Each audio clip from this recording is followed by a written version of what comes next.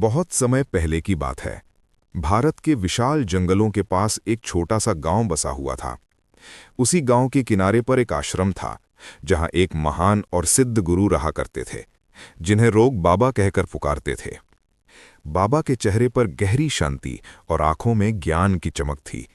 दूर दूर से लोग उनके पास आते, उनसे शिक्षा लेते और जीवन का मार्गदर्शन पाते। उस गांव के आसपास के लोग बाबा का बहुत ही मान सम्मान किया करते थे। उम्र बढ़ने के साथ अब उनका शरीर कमजोर हो गया था। उन्हें ये चिंता सताने लगी कि अब जब उनकी मृत्यु हो जाएगी तो आश्रम की सेवा और उनकी परंपरा को कौन आगे बढ़ाएगा। बाबा के 4 विद्यार्थी थे, जो उनके साथ वर्षों से रह रहे थे। चारों ही विद्यार्थी बहुत आज्ञाकारी थे। वे अपने गुरु की हर बात मानते थे और सच्चे मन से उनकी सेवा किया करते। बाबा चारों विद्यार्थियों से एक समान प्रेम किया करते थे, लेकिन जब उत्तराधिकारी चुनने की बात आती तो वो निर्णय नहीं ले पा रहे थे।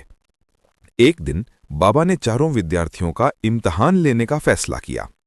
एक दिन सुबह सुबह बाबा ने उन चारों विद्यार्थियों को बुलाया और उन्होंने गंभीर स्वर में कहा, प्यारे विद्यार्थियों, आज मैं तुम्हें एक इम्तिहान देता।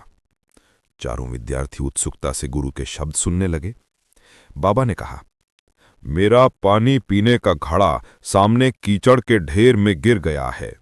तुम में से जो भी सही तरीके से वो घड़ा निकाल कर मुझे देगा, वही इस इम्तिहान में सफल माना जाएगा।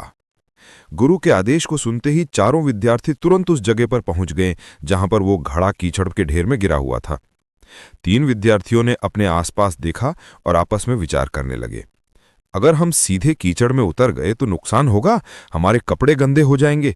बेहतर यह होगा कि हम कोई लंबी लकड़ी या डाली ढूंढ लें, जिससे हम उस घड़े को तुरंत बाहर निकाल सकें।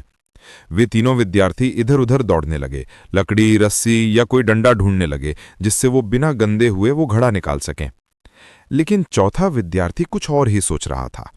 उसने केवल एक ही बात अपने मन में रखी, गुरु का आदेश। उसने ये नहीं सोचा कि कपड़े गंदे होंगे या लोग क्या कहेंगे। बिना कोई समय गंवाए वो सीधे कीचड़ में उतर गया। दोनों हाथ से उसने वो घड़ा उठाया, कीचड़ साफ किया और पास की नदी में जाकर घड़े को अच्छे से धो दिया। फिर उसी नदी से स्वच्छ जल भरकर गुरु के पास पहुंचा और वो घड़ा उन्हें अर्पित कर दिया। गुरु ने घड़े में जाकर देखा, पानी बिल्कुल स्वच्छ था और वो घड़ा भी चमक रहा था। बाबा ने प्रेम से उस विद्यार्थी की ओर देखा और उनसे कहा, बेटा, आज मुझे तुमने दिखा दिया कि तुम्हारे मन में केवल आज्ञा पालन और सेवा है। तुमने ये नहीं देखा कि तुम्हें मुश्किल होगी, कपड़े गंदे होंगे या लोग मजाक उड़ाएंगे। तुमने बस मेरे आदेश का पालन किया। यही एक सच्चे विद्यार्थी का गुण है। गुरु ने उस विद्यार्थी को अपने गले लगाया और यह घोषणा की, अब से ये शिष्य इस आश्रम का उत्तराधिकारी होगा। ये आश्रम की परंपरा, सेवा और गुरु ज्ञान को आगे बढ़ाएगा। बाकी तीनों विद्यार्थी अपनी गलती समझ गए।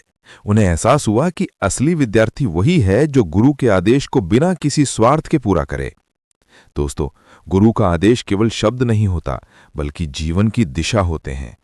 जो शिष्य अपने गुरु के आदेश का निस्वार्थ पालन करता है, वही असली ज्ञान और सफलता का अधिकारी बनता है। अगर आपको ये कहानी